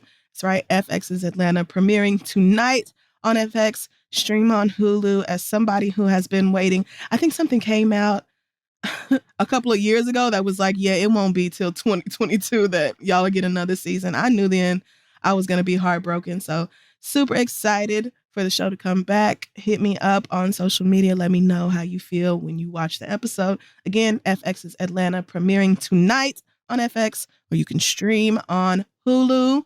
All right, let's get back to the show.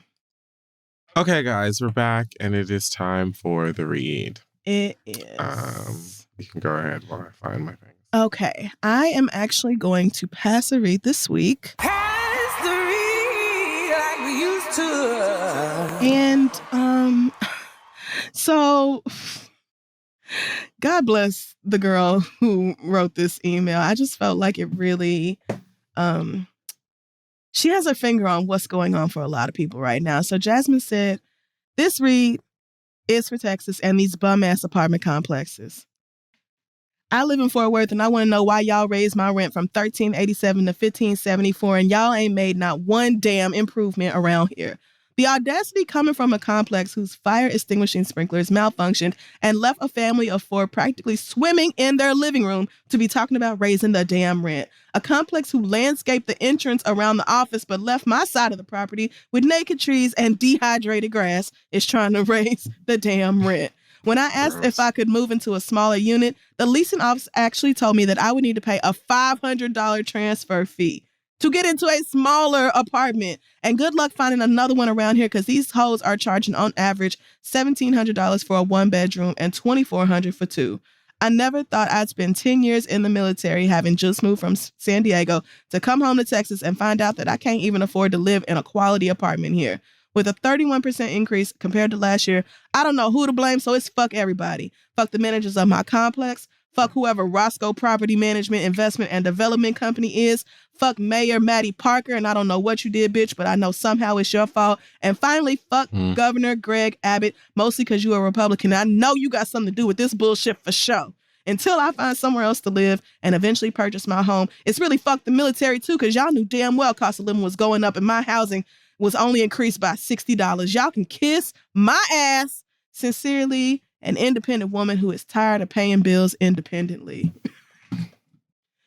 Jasmine, directly to the point and made the points. The way the cost of living is going up, inflation, the price of gas, the cost of groceries, if you can even find groceries, everything is crazy. And for them, when she said that they landscaped the entrance around the office, but then left everything else looking dehydrated and dusty and old. Oh my God. And then, yeah, the price of everything being absolutely insane. So thank you, Jasmine. These property owners are just... Everybody's so fucking greedy. Like, everybody who has something, it's like they have no limit to how much they will exploit the people who don't have something. And a lot of places that, like, I think because, you know, so many people were able to, you know, get away with not paying rent for a while because of, you know, not working, not having a job through COVID and stuff. And it feels like a lot of different companies, property managers, owners are like really pulling out all of the games and showing their asses. Yeah. Because they're like, man, we missed out on this, and so I'm going to ruin everyone's life. Whatever. Yeah. Every time I hear about how like billionaires are getting more money and Jeff Bezos is just nutting all over the sky and Elon Musk done spent another $500 million on like a robot dog or something. I'm just like, you can take this whole society and throw it away. Y'all have done it wrong.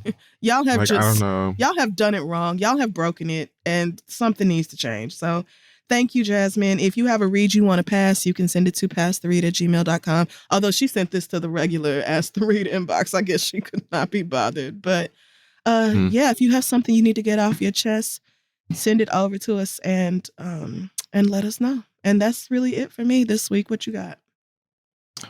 All right. So, oh, God. Alrighty.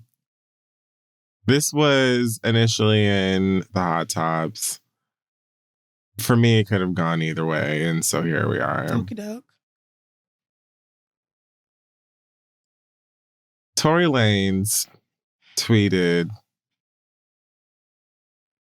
I made this after some tweets about, you know, this may have been before the tweets, about protecting Black men and Black culture. He said, I made this because someone has to, and linked us to a change.org petition. I know you fucking lying.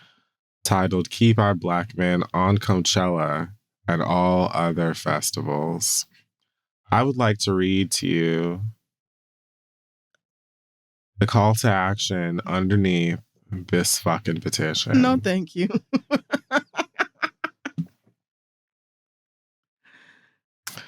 It says, we are watching the industry and fake cancel culture remove all of our legendary Black men, Black celebrities, and Black moguls from festivals, from our culture, and from our lives.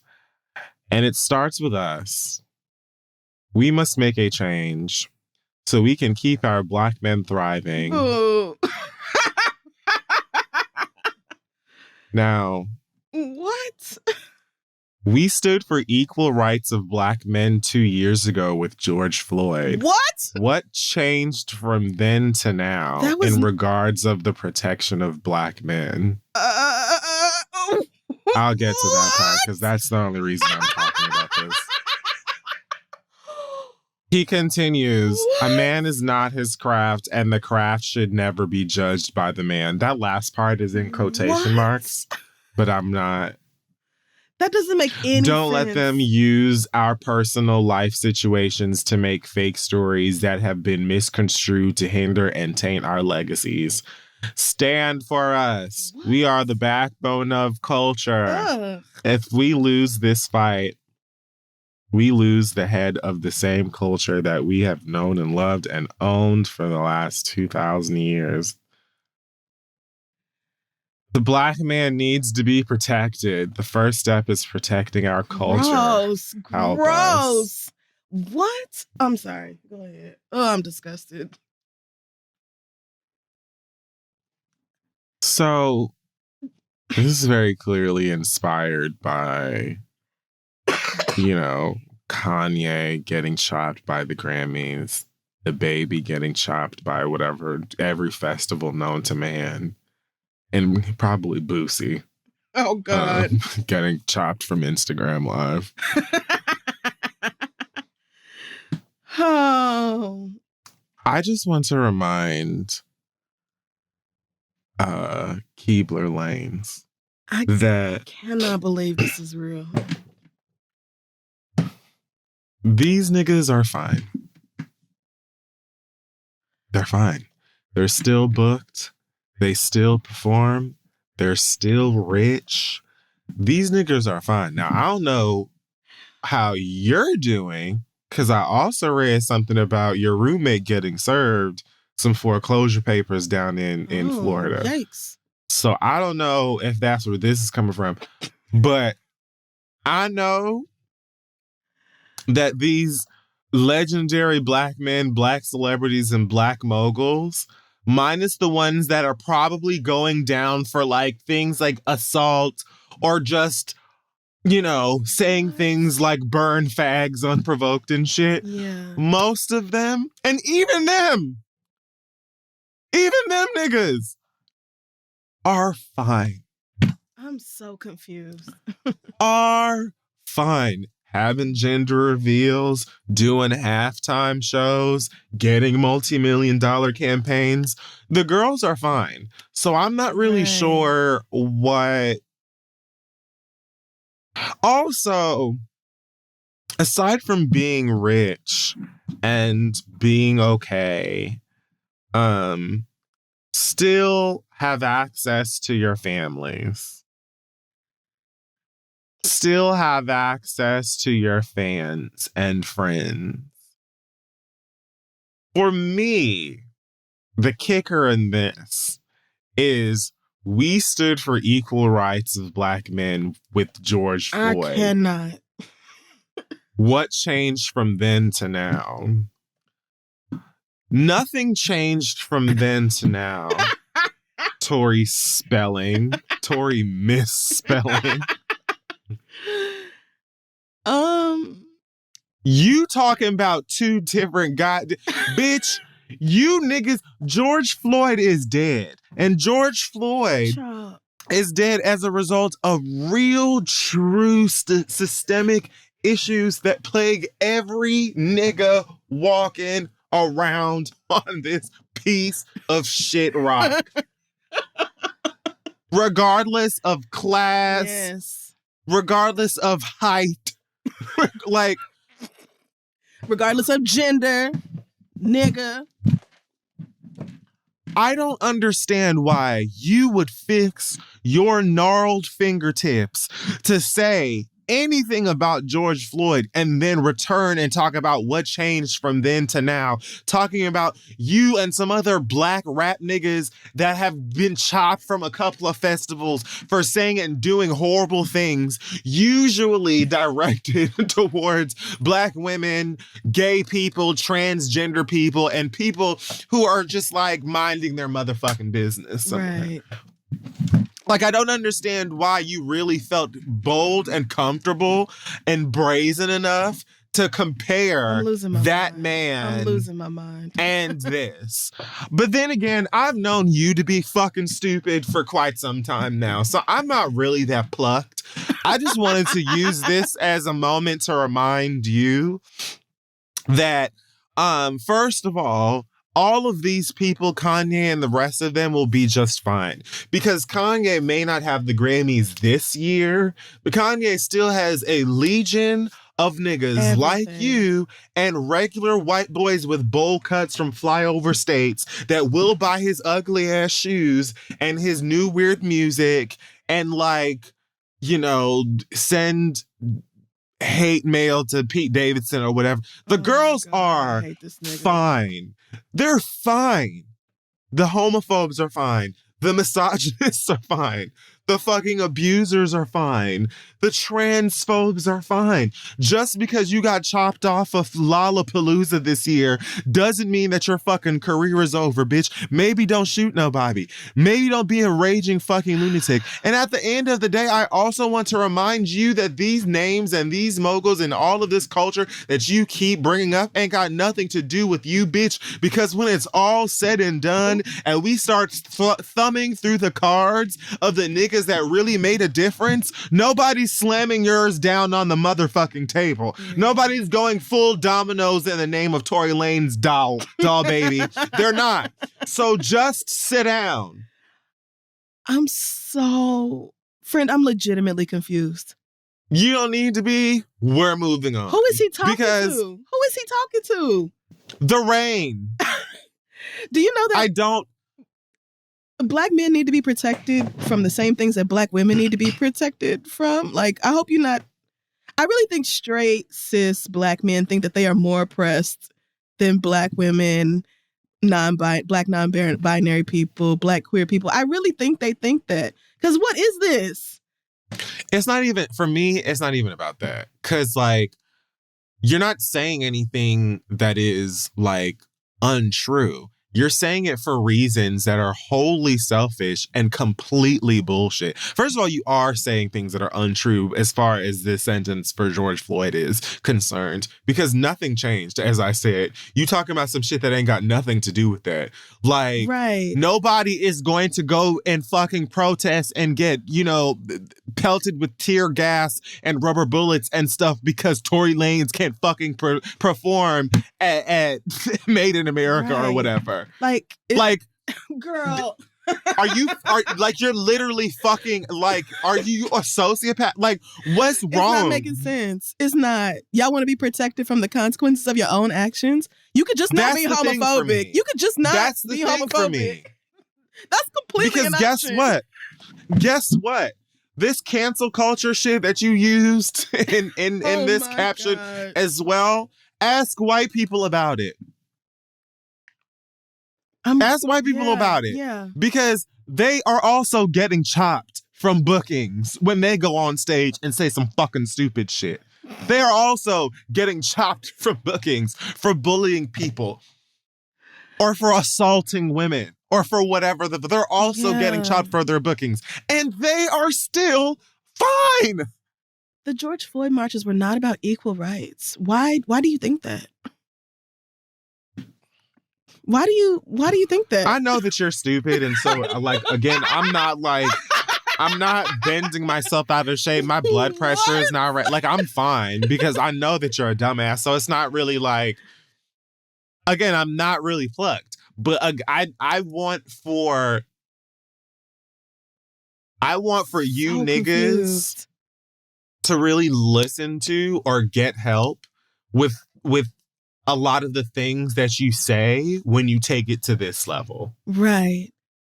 Because this whole entire thing is selfish. And for you to bring up someone who has literally lost their lives. Live over some bullshit. Police brutality that niggas saw on camera. Like, for you to compare DaBaby being homophobic on stage to that. I don't know where help can come from for niggas like you. Girl. But I hope that it gets here soon, because I don't got it. Like, I'm going to call you a fucking moron and then I'm going to continue my day. I'm so confused. Y'all do not need protection from the bullshit that you did. You need protection from white supremacy, which we also need. So again, who are you talking to? What is this about? And there are plenty of black men that are performing at Coachella and whatever or the other festivals all the live long day. Like, they're not just ousting black men from festivals and bookings just because. Like, anyway, I'm moving on. Like I said, I know that this nigga is fucking stupid. The culture we have owned for the last 2,000 years. What culture is that? I'm sorry. Again, every time I look at it, I see something else where I'm just like, this don't make no goddamn sense. All of it is so stupid. I have to close this window. I'm sorry. I can't look at this no more. Just dumb. It's like black men need to be protected. Well, of course, black people need to be protected. But why are you saying that? Why are you saying that right now? What's the inspiration behind that? Oh, okay. Oh, you niggas are getting uninvited from shit because you're abusing women and being homophobic. Yikes! Who? I have to close this. I need some water. Lastly, I don't know who Joel or Joel. I'm guessing it's Joel, a reggaeton artist who has a song that samples Missy Elliott's "Get Your Freak On."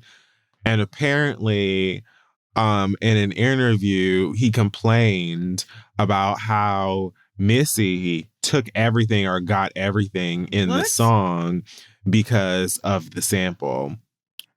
He said that Cabrona was the one that got everything. Now, that means bitch in Spanish, if you didn't know. I did not know. Now, the fact of the matter is that this song, which I don't know how to say this, but you can look up the song. It is Joel and Bad Bunny and like 2 other people. Oh, wow. The song apparently has 6 different samples on it and 15 writers. What? Well, I mean, yeah, because... And if you listen to it... I'm pretty sure the artist who sampled has to be credited as a writer now in these new rules. It's not even... I mean, that's how that typically... Yeah. But it's not even like one of those songs that's like really layered and you can't even catch all of the samples. I listen to it and it just goes through like 4 or 5 different transitions. So it fully is like... Why would you do that in one song? That sounds like a waste of money. That sounds like y'all spent a lot of money on one track. Had to. Why, when you could have split that up and made half an album. So it looks like an Ariana Grande fan page actually said to him, "Thank you for all the hate your interviews bringing Missy. Had you explained that there was 6 samples and 15 writers, maybe they wouldn't be attacking Missy for no reason because she took everything." He responded to this page and said, "Fuck that. Let them enjoy their money. It's not you and me enjoying it. Let them be happy and talk about something else. Missy don't even care, so why would you?" This is the artist? Yes. Wow. Blue check. What is the nerve? Missy responded and said, "Sadly, you misled all these people to make them think I have 99%. Now, I don't talk business online because that's messy. But now here we are. I have 25%. And there are 6 other samples and 15 other writers on this one song. They get a percentage also." Then he responded to her and said, "Missy, something got lost in translation. Maybe the word bitch, but other than that, I don't think so." That's probably it. Because I never said you take 99%. That's impossible. There are a whole bunch of other people's in there. I'm cool with my 1%. Excuse me. Nothing but love from Puerto Rico to you. We are both in business. Let's chill and enjoy what we have. Peace.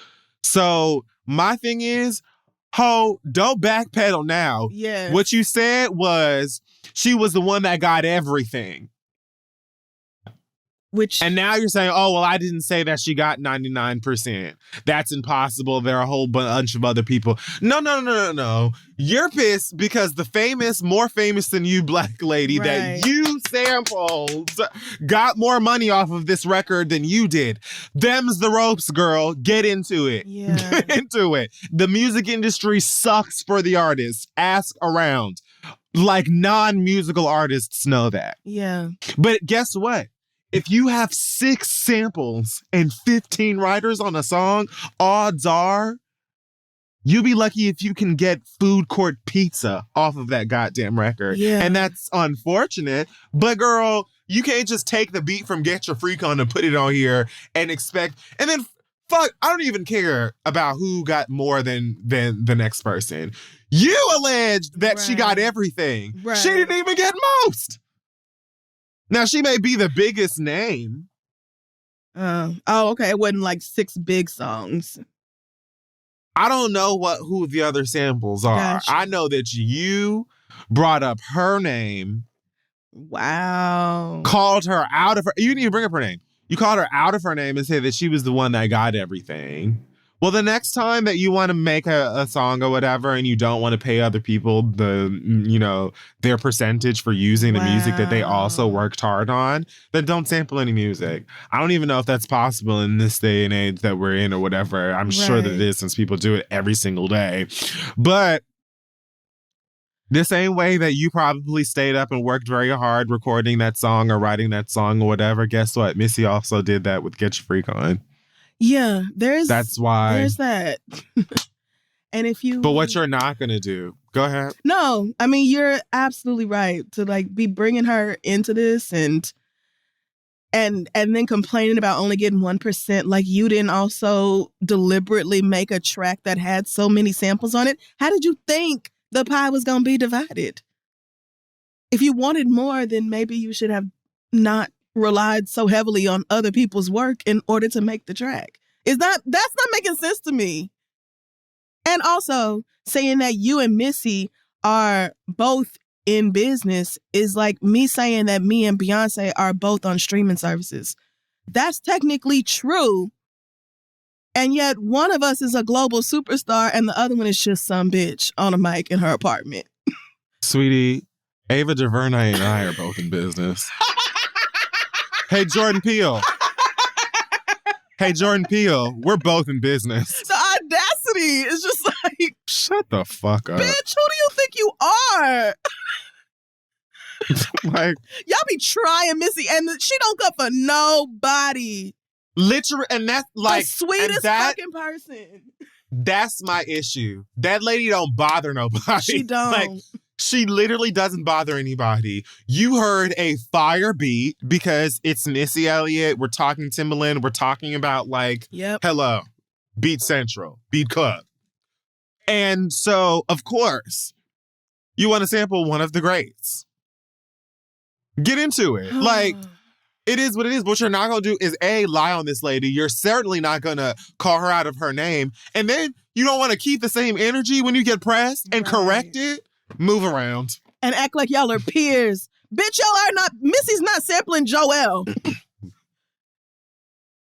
Y'all are...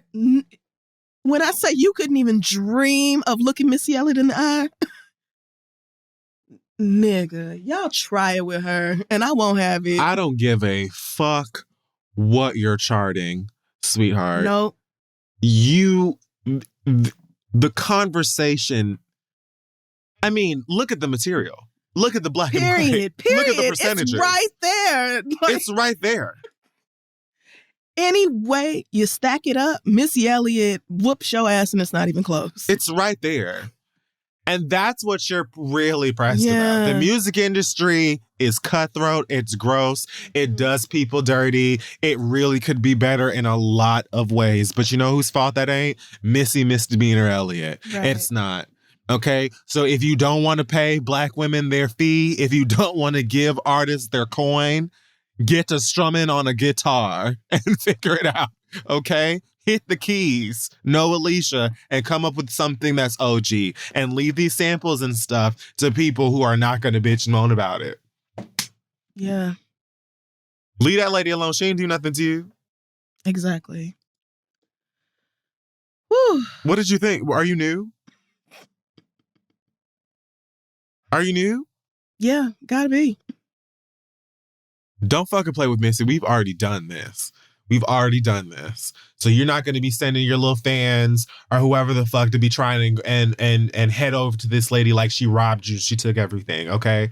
Because that's not the motherfucking case at all. So everybody sit the fuck down, pipe the fuck down, and get back into whatever bag it is that you were allowed. Because Missy's going to stay in her 25% bag, bitch, on that song. That's that. And it's the end of it. And you knew it was wrong, too, trying to come back. Oh, we're both in the business and from Puerto Rico with love. Shut the fuck up. I bet Puerto Rico picked Missy over you, too, right? Exactly. Shut your dumb ass up. Out of it. Puerto Rico, like, we didn't tell you to say that stupid shit. Like, she know we don't have a problem with her, bitch. Right. Don't bring us into your shit, ho. Fuck. Woo, I can't stand y'all. All right. I'm done. Well, that is going to wrap up this week's episode of the show. Check us out on social media at This Is The Read. You can find our merch at shoptheread.com. And if you have tickets for the Hooray Kennedy Center Takeover, we will see you in Washington, D.C. this week. I actually think they just opened up like 10 tickets. So shout out to whoever gets to those first. But yeah, we will see. This is what I was talking about earlier when I was like, this Sunday. Why spend that 15 seconds going on a post to say that you don't care about it? Maybe there's 10 tickets that just opened up for the Hotels tour. And you missed out because you was coming. And now you not going because you wanted to tell somebody you didn't care. Yep. Congrats. So you're so cool and edgy. Oh, yeah. And find us on Patreon, patreon.com/theread. And I think that is it as far as announcements. Anything else from you, friend, before we head out? Not a thing in the world. All right, Black people, take care of yourselves, and we will see y'all next week.